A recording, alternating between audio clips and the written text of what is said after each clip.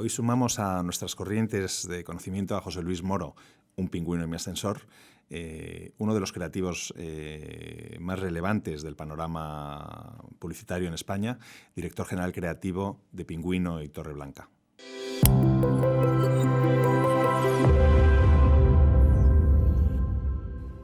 ¿Qué tal, José Luis? Muy Bienvenido a Knowledge Waves. Muchas gracias, encantado de estar aquí. Muchas gracias por venir. ¿Qué fue del arzobispo Macarios y su amor por la discografía de Isabel Pantoja? Bueno, pues sigue renaciendo de vez en cuando, porque un pingüino de ascensor sigue existiendo, nunca desapareció, tuvo sus horas bajas, pero sigue más vivo que nunca y bueno, pues de vez en cuando sigo tocando aquella canción. De hecho, hace poco en la agencia hemos concursado para Larios, entonces fue un momento mágico eso de una especie de confluencia de las dos facetas. Qué bueno, porque todas esas canciones al principio vuelven. Sí. Bueno, yo tengo un amigo que dice una cosa muy divertida, que es el revival de los 80 va a durar más que los propios 80. Es que es verdad que parece que esto no se acaba nunca, pero hay una especie de fiebre por esa época y yo siempre digo que y es algo de lo que igual hablamos más adelante también, que por los estribillos. Yo soy un ferviente defensor de los estribillos. Y los 80 era una época de estribillos y eso hace que las canciones sean memorables, ¿no? Y se queden, sean recordadas, porque a la gente le gusta cantar, son fáciles de cantar y entonces, bueno, pues la verdad es que sí, que sigue habiendo conciertos, viniendo mucha gente y lo pasamos bien. Sacaste tu primer disco mientras estudiabas la carrera de Derecho en ICADE, ¿no? Sí. ¿Y cómo te cambió la vida ese bombazo? Porque es que el disco fue todo un éxito. Sí, hombre, me la cambió completamente, ¿no? Yo cuando tuve que decidir qué estudiar, pues la verdad es que a mí me gustaba la historia, pero me entró un acceso de pragmatismo y dije, vamos a estudiar algo que igual sea un poquito más útil. Y entonces, bueno, pues decidí hacer Derecho y me metí en ICADE, ¿no? Y tengo que agradecer aquella carrera tan aburrida, bueno, era un coñazo, el que surgiera la necesidad de hacer algo más divertido, ¿no? Para entretenerme, ¿no? Entre artículo y artículo. Y entonces, bueno, pues empecé a hacer canciones un poco porque era una especie de vía de salida, ¿no? de aquello.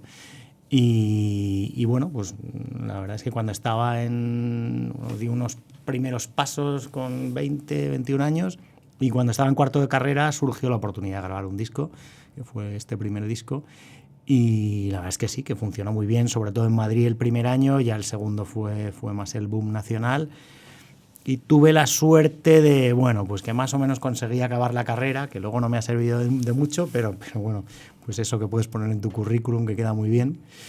Y en el año 92 también pues tuve un poco la lucidez de decidir que no iba a poder vivir de la música toda mi vida y reenfoqué mi carrera y la pude reenfocar gracias a la música porque yo había ganado pasta y tenía rentas para poder partir de cero, ¿no? Entonces empecé de cero en el año 92 en publicidad, que estuve prácticamente 2 años y medio sin cobrar o cobrando una mierda, ¿no? Entonces viví de las rentas y pude empezar de Arrancaste cero, ¿no? en Contrapunto, ¿no? Empecé en Contrapunto, sí. ¿Cómo es el salto de la música a la publicidad? Existe el caso de Pau Donés, que precisamente sí, es al revés. Es al revés, ¿no? Sí, yo creo que hay más casos al revés que como este. Bueno, yo la verdad es que la publicidad era una cosa de la que yo era fan. Bueno, de hecho, en mis canciones hablo mucho de publicidad, de los personajes de la publicidad, de Juan Valdés, de Manuel Luque, ¿no? Nunca me había planteado la posibilidad de poder trabajar en ello, ¿no? Es que no se me ocurrió. Si se me llega a haber ocurrido, pues probablemente igual hubiera estudiado publicidad en lugar de Derecho, pero no, es que no se me pasó por la cabeza. Y de repente en aquel momento dije, joder, pues oye, igual la publicidad es divertida, ¿no? Y tenía una conocida en Contrapunto, intenté entrar en el departamento creativo. Claro, yo no tenía un portfolio, no había estudiado publicidad, no tenía nada que enseñar, ¿no? Estuve con Juan Mariano Mancebo, que me dijo, bueno, tráeme tus letras. y me dijo, bueno, yo creo que vales para esto, pero ahora mismo no hay hueco. Entonces empecé en cuentas. Yo empecé en el departamento de cuentas, estuve 2 años en cuentas, sufriendo, porque yo soy malísimo como ejecutivo de cuentas, y al final... Y luego te hiciste copy. Me hice, ¿no?, copy. Lo que hice fue, empecé a hacerme mi propio portfolio. Claro. De cada briefing que yo daba a los creativos, yo me hacía mi versión, ¿no? Entonces, poco a poco, pues fui haciendo un portfolio y al final conseguí convencer a Juan Mariano de que me dejara ser creativo. Y en estos 20, casi 30 años, ¿cómo ha cambiado la publicidad? Pues se ha transformado radicalmente, ¿no? Pues ha cambiado muchísimo. Hay una parte que no ha cambiado, que es al final buscamos ideas, diferentes formas nuevas de contar algo que al final casi siempre es lo mismo, porque hay muy pocas cosas nuevas que hagan las marcas, casi todas son parecidas a las que ya había. Entonces, al final esto consiste en buscar formas distintas de contarlo. Hay una cosa que ha cambiado radicalmente y es el poderío de la publicidad. Cuando yo empecé en publicidad, la publicidad era la herramienta más poderosa del mundo, ¿no? Es que prácticamente no tenías que hacer nada, simplemente pensar una idea, rodar un spot más o menos bien rodado, lo ponías en la tele y eso vendía. Es que no había que hacer nada más, ¿no? No había competencia porque no había internet, no había muchísimos canales, desde luego no existían ni las plataformas como Netflix ni nada. Y de repente, bueno, pues años después surge internet, surgen las redes sociales y esto se convierte en una cosa muchísimo más compleja. La publicidad ya no lo tiene tan fácil.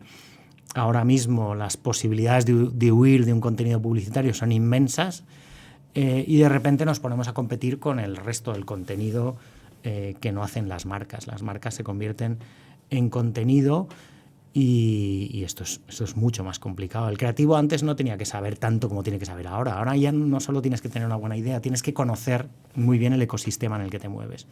Yo salgo en el mundo digital, ¿cómo se comporta la gente ahí? Yo antes no necesitaba saberlo, ya sabía que la gente se sentaba en el sofá y veía la tele. Ahora tengo que saber a qué horas está conectado, a qué canales, tengo que saber cómo consume información, tengo que saber cuánto tiempo pasa de media y eso pues es mucho más complejo, hace mucho más difícil nuestro trabajo.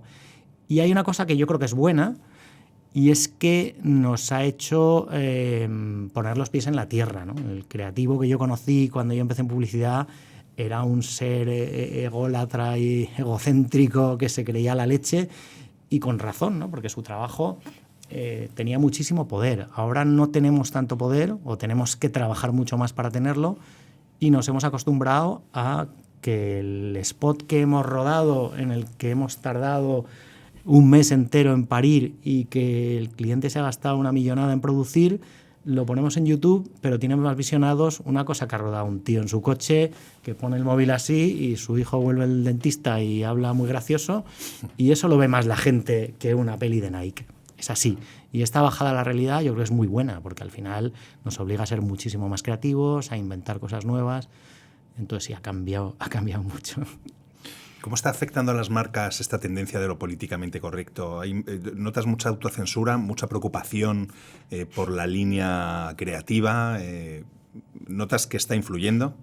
Bueno, influye muchísimo. Yo creo que las marcas al final han visto muy, muy cerrado las agencias y los que pensamos ideas para ellas también, ¿no? El camino en el que podemos movernos, ¿no?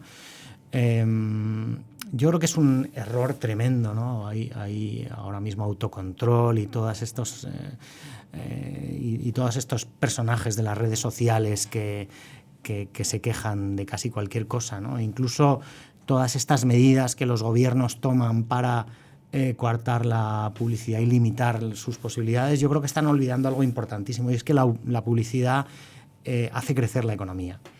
Esto es así, la publicidad es una herramienta de crecimiento de las empresas y de la economía. Y cortarle las alas es hacer que la economía crezca menos. Y me parece que es una cosa que debería tenerse súper en cuenta. Al final estamos haciendo que sea más difícil que la economía crezca para proteger a alguien que no necesita ser protegido, que es lo que hacen un poco todas estas limitaciones. La gente es muy lista, la gente no es idiota, la gente sabe que que porque yo saque una hamburguesa así de grande en un anuncio, no tiene que comer hamburguesas así de grandes todos los días.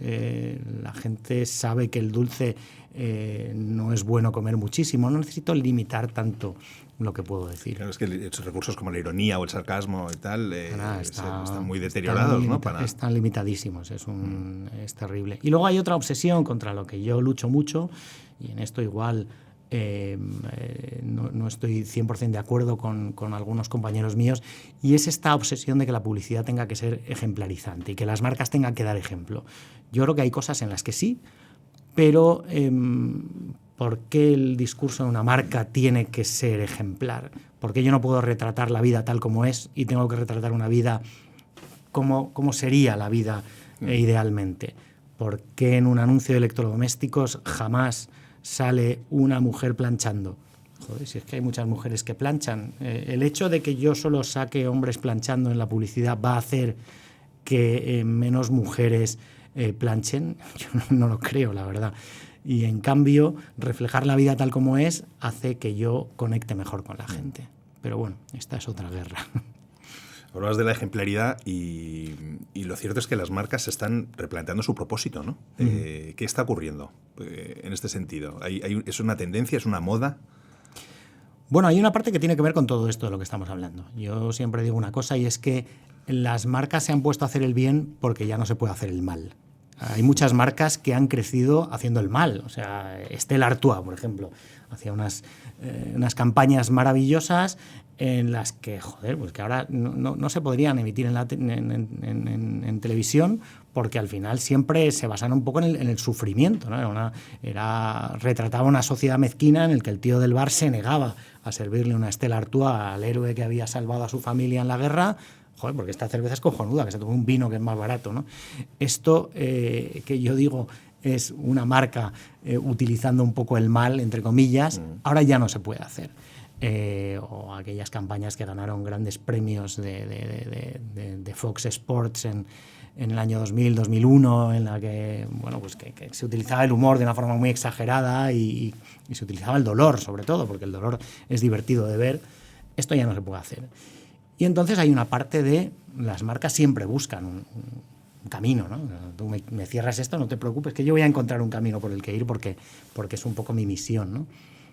Esta búsqueda de ser buenas, yo creo que tiene un poco que ver con esto. Y luego, por otro lado, oye, hay mucha gente en las empresas que tiene una conciencia, y esto, o sea, que no es solamente una reacción a lo que pide la gente, es que de verdad yo trato a diario con clientes que te dicen, no, joder, es que yo creo en esto, yo creo que hay que hacer esto y por eso vamos a tomar estas medidas y vamos a contarlo.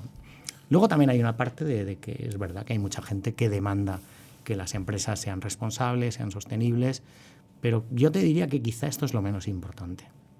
Me gusta mucho una sección que tienes en LinkedIn, ¿no? Que en tus posts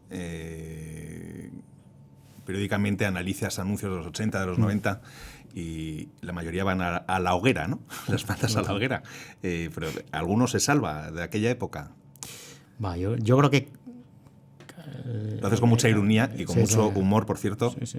que es lo que lo hace muy atractivo el contenido que publicas. Yo creo que prácticamente el 100% de la publicidad buena, porque la publicidad siempre ha habido buena y mala, la publicidad buena ahora sería casi imposible sacarla.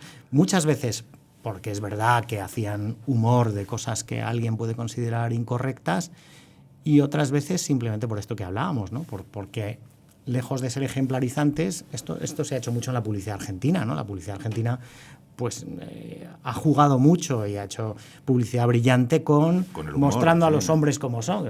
Los tíos somos así, de burros, somos machistas muchas veces, retrataba una sociedad tal como es, ¿no? Y era divertido hacerlo así. Ahora ya no se puede. Ahora yo no puedo enseñar a la gente cómo es. Tengo que enseñar este mundo un poco de comedia americana de los años 60 en el que todo es perfecto, ¿no? Y al final sale a lo largo de la conversación constantemente el tema de la dualidad, el tema del machismo, ¿no? ¿Es la barrera más recurrente? ¿Es el tema...? Bueno, porque hay muchos, yo ¿no? Te diría que no. Yo si analizo... Hablabas antes de la hamburguesa, o sea, el tema de... O sea, sí. Al final hay mucha... Hay una especie de discurso único, ¿no? Que es eso que lo que es muy fino, de todo lo políticamente correcto, del que no se puede uno salir de ninguna de las maneras.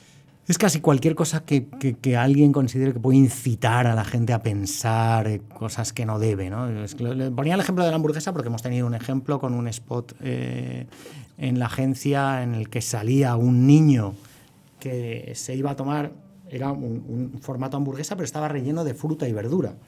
Una hamburguesa muy grande, pero era todo kiwi, lechuga, tal. Y nos dijeron que no se podía. Digo, pues si no está tomando nada que no sea sano. No, ya, pero él puede pensar a alguien que... Es que la gente no es idiota, de verdad. Este es un poco el argumento que siempre tenemos que manejar, que la gente no es tonta, de verdad. O sea, claro, que hay un discurso muy bonito de John Cleese, el Monty Python, hablando de lo políticamente correcto, que dice esto, ¿no? O sea, ¿por qué esta obsesión en proteger a gente que no necesita ser protegida? La gente, de verdad, no es tonta. Entonces... No, el machismo es un poco anecdótico e incluso a veces es verdad que yo creo que no es del todo malo que luchemos contra campañas machistas, pero no es casi cualquier cosa que tenga un punto es muy complicado, ¿no? Es que es súper complicado. Sí, muy complejo. La sostenibilidad es uno de los grandes temas, ¿no? En ese propósito de las empresas precisamente está siendo en la mayoría de los casos la piedra angular, ¿no? del propósito.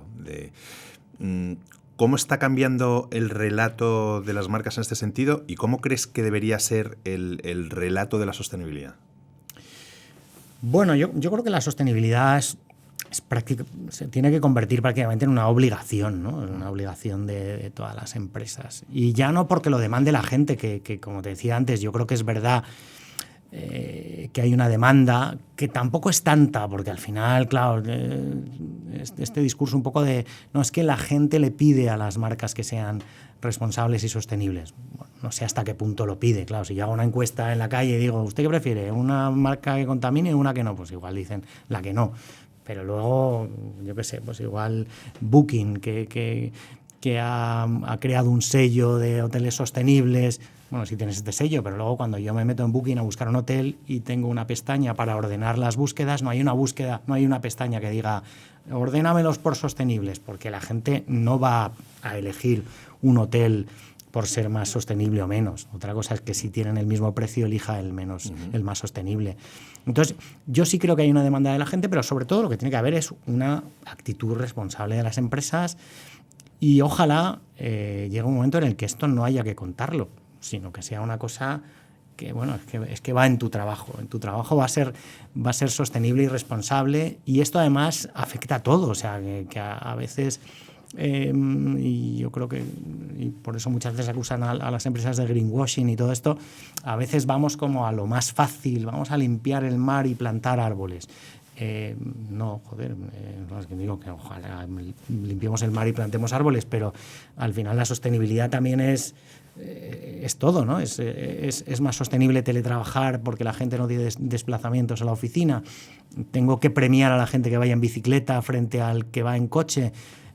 Bueno, yo creo que es que hay que hacer una revisión total de tu actividad y, bueno, y decidir cómo quieres actuar. E insisto, ojalá dentro de 2-3 años nadie hable de sostenibilidad en la publicidad porque se considere, pues eso, como que los coches tienen que tener cinturón de seguridad, pues es que ya es así, ¿no? Nadie lo pregunta, claro. ¿no? Sería maravilloso, ¿no? ¿Y las marcas con las que trabajáis, por ejemplo, os subrayan mucho esta inquietud? Sí. Bueno, es verdad que ahora hay una, yo te diría, una obsesión y que tiene una parte muy positiva. O sea, que cuando yo digo esto de medio en broma de las marcas hacen el bien porque no pueden hacer el mal, oye, bienvenido sea que las marcas hagan cosas buenas, que muchas las hacen, y sí, es verdad que nosotros tenemos muchos briefings que hablan de sostenibilidad y te diría que casi en cualquier briefing hay una pequeña patita de tengamos esta bombilla encendida, ¿no?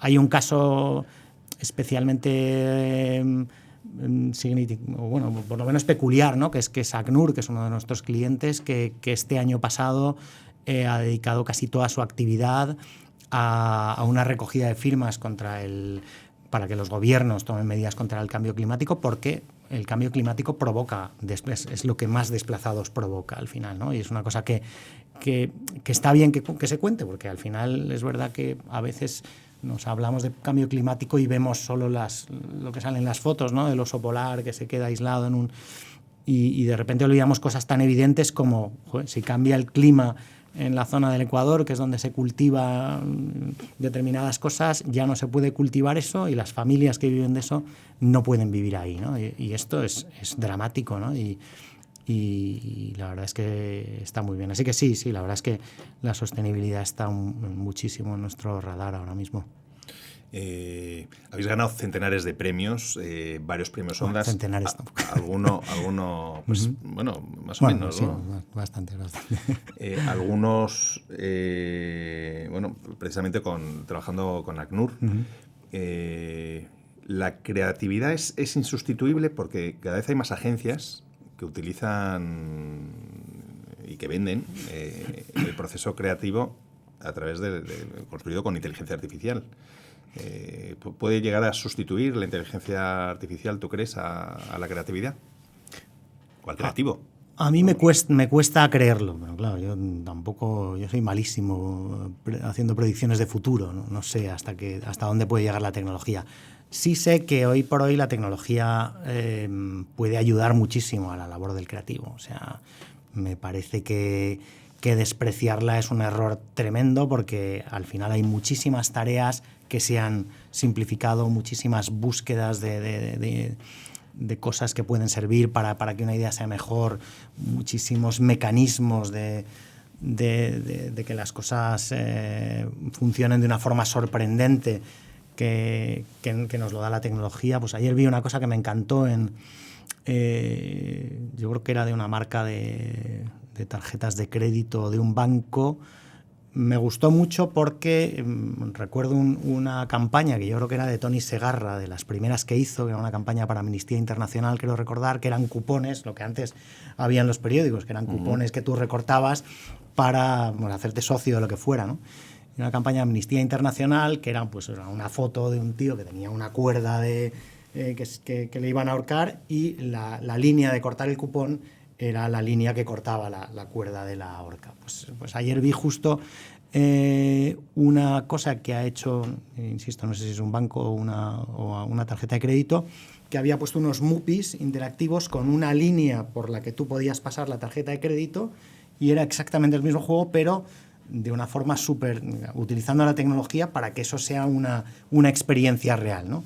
Yo tenía aquí pues lo mismo, un tío que se iba a ahorcar, y al pasar la tarjeta de crédito corto la cuerda, pero al mismo tiempo estoy donando dinero para que eso se solucione, ¿no? Ese tipo de cosas que la tecnología hace posibles son maravillosas. Que la tecnología pueda tener ideas disruptivas me parece más complicado, porque creo que al final es muy difícil que la inteligencia artificial sea capaz de dar soluciones que vayan un poco en contra de la lógica. Y al final, cuando tú dependes de los algoritmos, no eres capaz de sacar una cosa como el Mac, por ejemplo, ¿no? O como el iPhone, ¿no? Hay por ahí un vídeo del vicepresidente de Microsoft cuando salió el primer iPhone, descojonándose, diciendo, ¿pero quién va a comprar eso? Si no tiene teclas, si es todo pantalla, eso, y además cuesta $500. Bueno, pues efectivamente la lógica y los algoritmos decían que no iba a triunfar un teléfono sin teclas y con las características de un iPhone, y de repente pues lo ha petado. O sea, yo creo que al final hay muchas decisiones creativas que tienen que ver con hacer lo que la gente no espera, y esto es difícil que la tecnología por sí sola lo haga. Leía recientemente un artículo tuyo en Anuncios en el que hablabas del proceso creativo, con una analogía con el documental de los Beatles, de Peter Jackson. Sí. Me parecía muy interesante. ¿Cómo es tu proceso creativo? ¿Tienes alguna rutina específica? ¿Cómo sueles desarrollarlo? Yo soy caótico, muy caótico a la hora de... La verdad es que tengo muy pocas rutinas. Cada vez que me piden que dé una clase sobre creatividad no sé nunca qué decir, porque porque tengo que hacer un autoanálisis de lo que hago para tratar de sacar conclusiones.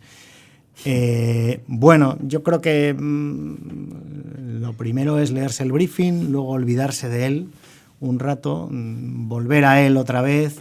Yo creo que es una ida y vuelta del encargo y de tener muy claro el encargo y de olvidarte de él, ¿no? Porque muchas veces el volar es lo que te permite encontrar soluciones diferentes, pero otras veces te vas a sitios que no tienen nada que ver con lo que estás buscando y es necesario volver, ¿no? Hay una cosa que hago de vez en cuando, porque me imagino que lo hace mucha gente, no creo que sea nada original, que es revisar la publicidad que más me gusta y tratar de diseccionarla hasta encontrar el punto de partida que pudo tener quien tuvo aquella idea y tratar de aplicar ese mismo punto de partida a lo que yo estoy buscando, ¿no? Y luego hay otra cosa que me parece que es muy útil, que es una vez que encuentras, y con esto me peleo mucho, porque nosotros en la agencia somos muy de primeras ideas y creo que la publicidad más brillante es la que una vez que tiene la idea sigue trabajando durante mucho tiempo para hacerla mucho mejor, ¿no? Me parece que es muy importante que aunque tengas una idea que digas es esto, luego digas, vale, ahora ¿cómo cuento esto? Porque de cómo lo cuento, el cómo es tan importante, ¿no? Es decir, muchas veces, por ejemplo, desechamos ideas porque decimos, no, esto ya está hecho. Bueno, ya está hecho así. Joder, démosle una vuelta porque contado de una forma que nadie lo ha contado antes es otra idea, ¿no? Y esto es útil. Precisamente en este artículo hablas de las primeras ideas y de la importancia de no desecharlas, que mucha gente piensa que lo primero que se te ocurre probablemente es lo que tiene menos valor, porque no las... Pero al final... Sí. Veces, me recuerda al libro de Blink, de Malcolm Gladwell, ¿cómo es? Malcolm Gladwell, creo que que básicamente habla del instinto. El instinto de esa inteligencia tal que de repente en unas décimas de segundo te da una conclusión y él también concluye que es siempre la más acertada. Es que hay una cosa, esto nos pasa mucho, ¿eh? Esto de la primera idea, de si me ha salido tan rápido igual no es tan buena, o en los concursos, por ejemplo, pensamos mucho, si se me ha ocurrido a mí tan rápido, seguro que otra agencia lo lleva y tal. Y dices, no, es que igual no es así. Y hay una cosa que se nos olvida muy a menudo, que es, no es verdad que esta idea haya salido sin trabajar, porque tú tienes una cabeza que lleva trabajando en tener ideas diferentes para que una marca se defienda años y años. Y este trabajo que tienes en la cabeza ya está funcionando para que esa primera idea que surge en cuanto te cuentan lo que hay que contar surja, ¿no? Entonces, yo soy súper partidario de estas primeras ideas. No digo que haya que parar de trabajar, porque el creativo muchas veces es perezoso y dice, ya está, hay que seguir, pero hay que dejar eso ahí y que no se pierda, ¿no? Hay una cosa que me contaba siempre, nos contaba Alejandro Rojas, el que era el presidente de Remo, que había sido ejecutivo de cuentas de Ricardo Pérez, que yo soy súper fan de Ricardo y de sus eslogans, y Ricardo era muy de primeras ideas. Entonces dice, Ricardo, cuando volvíamos de Barcelona en el avión, después de habernos dado el briefing, me escribía una frase en un papel y decía, toma, prodúcelo. Y es que al final dices, ya lo tengo, no compro un televisor sin ton ni son, si ya está, sí. Y esto se me ha ocurrido nada más contarme el briefing. Entonces, es verdad, las primeras ideas muchas veces son muy buenas.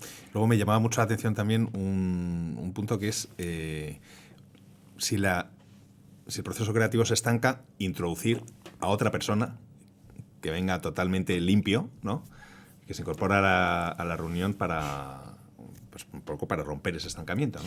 Esto yo creo que es súper útil. Y en el documental, es que es muy bonito en el documental cuando aparece Billy Preston, que es el teclista que ellos habían conocido en su época de Hamburgo, y lo cuentan. Esta es de las cosas que más bonitas del documental, es esta, ¿no? Cómo ellos están tocando Get Back, están tocando temazos, ¿no? Y están con la sensación de no lo tenemos. Y de repente llega este tío, se sienta al piano y simplemente tocarla con él y lo que él aporta, las sonrisas que aparecen en las caras de los cuatro es como, joder, si es un temazo esto que tenemos, ¿no? Y muchas veces A mí me recuerda a Luis Felipe Moreno, que era el producer de Contrapunto, producer histórico. Cuando yo empecé como creativo, las primeras ideas que teníamos siempre se las íbamos a contar a él, que era el que iba a poner en marcha la producción, ¿no? Y muchas veces yo le contaba, no, se me ha ocurrido esto. Y entonces él te contaba lo que tú le acababas de contar. Y yo decía, joder, pero qué ideón he tenido. Y no era hasta que él lo ponía en sus palabras y te dabas cuenta de, joder, es que esta idea es muy buena, ¿no? Y es que, joder, al final metes una persona que es capaz de encontrar un par de matices o simplemente de darse cuenta de una cosa que a veces es muy difícil que tú te des cuenta, y es qué es lo verdaderamente potente de esta idea que yo he tenido.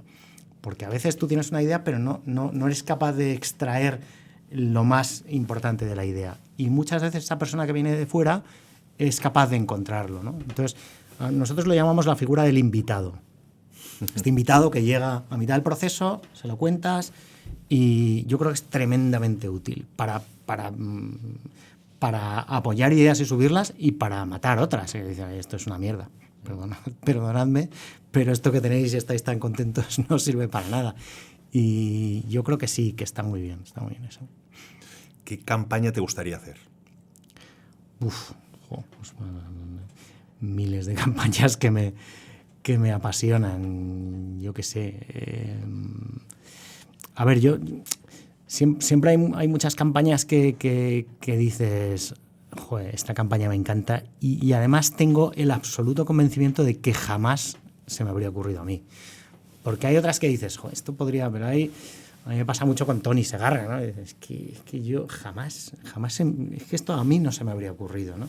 Porque tiene otra forma de pensar, ¿no? Hay creativos con los que tienes pues una especie de similitud, ¿no? en sus procesos creativos o en el tipo de ideas que encuentran, ¿no? Pero hay otros que, joder, a mí me dan una envidia tremenda, porque dices, tío, yo esto es que jamás habría podido llegar a una cosa así, y me parece maravilloso y envidiable, ¿no? No sé qué decirte. La verdad es que de las ideas que más me han gustado del año pasado hechas en España, es una campaña de Evo Bank que hizo Siux y Ciranos, que es la campaña esta de hipotecas, ¿no? Que me pareció un insight maravilloso, esto de que en las videoconferencias la gente se fija en la casa de los demás y dice, joder, pues ¿por qué no tengo yo esa casa, ¿no? Si yo soy mejor que este, ¿no? Me pareció un insight fantástico, contado de una manera súper bonita, ¿no? Y por ahí fuera cada día veo cosas que digo, joder, ojalá a mí se me ocurriera esto, ¿no? ¿Y cómo te nutres? ¿Cómo se nutre un publicista? Entiendo que la lectura, el cine, etcétera. ¿Tú, en tu caso? Bueno, el análisis, me parece muy interesante eso que comentabas antes de diseccionar el anuncio tratando de llegar a la esencia de la idea. Esto es útil. Yo consumo mucha publicidad, la verdad es que la publicidad me sigue gustando mucho. Bueno, hablo de publicidad porque ya la edad me lleva a ello. Consumo mucho contenido que hacen las marcas, que es como se llama ahora. Tengo un blog que se llama Small Bratwurst, que en el que solo saco piezas cortas de publicidad, ¿no? Llamo ideas XXL en formato XXS, ¿no? Y entonces son ideas que tienen máximo de 15 segundos, ¿no? Que es un formato que se utiliza mucho fuera. En España tenemos el 10 y el 20, yo creo que el 15 es un formato mucho mejor, pero bueno, a ver cómo convences a las televisiones de esto, es complicado. Y consumo mucho esto porque me parece que además vivimos en un momento que yo llamo la generación impaciente. Es una generación que no tiene paciencia para nada, consume todo así, se para 2 segundos y sigue, ¿no? Tiene una capacidad de huir de las cosas que no ha tenido ninguna generación de la historia, y me interesa mucho esta publicidad que es capaz de contar una cosa en 10, 15 segundos, ¿no? Entonces, este tipo de ideas me interesan muchísimo, ¿no? Y también es una cosa que comenté hace poco, ¿no? Que me parece un poco preocupante que en un momento como este, en el que la gente tiene esta poca paciencia para ver contenidos, de repente haya por otro lado una tendencia de muchas marcas y muchas agencias a hacer contenidos larguísimos, ¿no? A hacer spots de 5 minutos que a veces lo merecen esa duración y otras veces les sobran 4, ¿no? Pero sí, y luego, bueno, pues sí, me gusta mucho el cine, las series, leo mucho, me gustan los cómics, me gusta ir a conciertos, me gusta mucho comer, no sé, Claro, de todo se aprende. Eres inquieto. Precisamente en una de nuestras últimas newsletters publicábamos un artículo de The Guardian que era muy interesante sobre el colapso de la atención, que desde luego uno de los grandes retos de la publicidad ahora mismo, que comentabas antes al arranque de la entrevista, pues bueno, aquella época, ¿no?, de preeminencia, ¿no?, ahora no solamente es la competencia, es que llegar, captar la atención de cualquier individuo es un reto magnífico, ¿no? Es complicadísimo y claro, como siempre, siempre hay gente intentando encontrar las fórmulas mágicas, ¿no? Y esto me da mucha rabia porque al final hay mucho gurú que dice, no, es que el contenido en redes sociales no puede durar más de 10 segundos. Bueno, depende. Hay cosas que si es una mierda, efectivamente, mejor que no dure ni 2. Pero hay piezas maravillosas de 2 minutos que la gente se traga hasta el final y se las ve 3 y 4 veces, ¿no? O no, es que tienes que poner el primer fotograma, tiene que ser una persona. No, igual es un pepino y cómo está retratado el pepino de repente me llama más la atención que una persona. O sea, pero sí es verdad que por cómo consumimos ahora información y contenido hay un enorme problema, ¿no?, de esto, ¿no? Cuánta gente se ve entera una sola temporada de una serie, cuánta gente, no sé, de todo lo que consumimos en redes sociales, cuántas cosas te las ves realmente enteras y cuántas no. Bueno, empezando por mí, que yo soy bastante infiel en este sentido y me acabo muy pocas cosas de las que empiezo, ¿no? Hablabas antes del anuncio de Bobank y de las videoconferencias. Los 2 últimos años han sido un poco de locos, ¿no? Todos hemos vivido el confinamiento, mucha gente se ha replanteado su propia vida, ¿no? Porque al final vivíamos con unas dinámicas que muchas veces te impiden hasta reflexionar. ¿Cómo te afectó a ti esta etapa? ¿Te hizo replantearte de algún modo tu propósito vital y profesional? Bueno, yo soy muy poco de propósitos vitales y profesionales. Me cuesta muchísimo, insisto, predecir el futuro y el mío propio me cuesta un montón. Nos ha costado muchísimo en la agencia parir nuestro propósito de marca porque al final es muy difícil autoanalizarte, ¿no? Al final hemos dado con una cosa que nos gusta mucho, que es un mantra que es si no le gusta al peluquero no vale, porque nosotros pensamos que lo que hacemos tiene que gustar en la calle, ¿no? No vale que gane premios en festivales si al final yo llego a la peluquería y el peluquero me pregunta ¿qué has hecho este mes? Y lo que le digo ni lo conoce ni le interesa, ¿no? Pero bueno, la verdad es que la pandemia fue un shock para todo el mundo. A mí personalmente, os lo comentaba antes, de repente me entró una fiebre compositiva de mi faceta musical, no sé explicar muy bien por qué. Yo llevaba un ritmo de composición, bueno, al final yo compongo para divertirme, básicamente, porque la música la tengo muy como hobby ya. Pero yo estaba componiendo una canción al año, o sea, un ritmo lamentable, y de repente empecé a componer una canción cada semana, ¿no? Y además las empecé a compartir aprovechando que todo el mundo estaba en casa y yo creo que la gente agradecía mucho que les pusieras cosas ahí para que vieran, pues empecé a compartir estas canciones nuevas. Y bueno, me ha costado bastante. Yo curro muy a gusto en casa.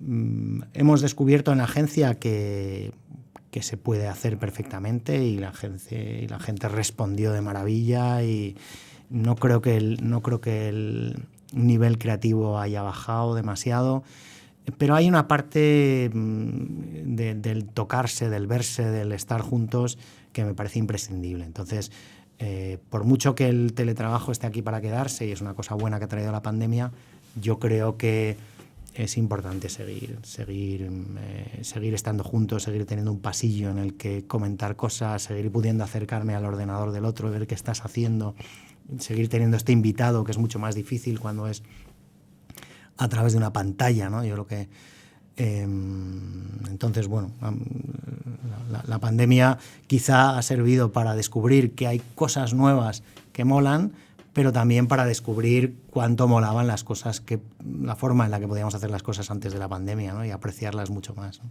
Bueno, pues ojalá podamos recuperar pronto, ¿no? Esas formas con las cosas buenas también que trajo. Claro que sí. Pues José Luis, ha sido un placer charlar contigo. Muchas gracias. Pues lo mismo digo, encantado de la vida. Gracias.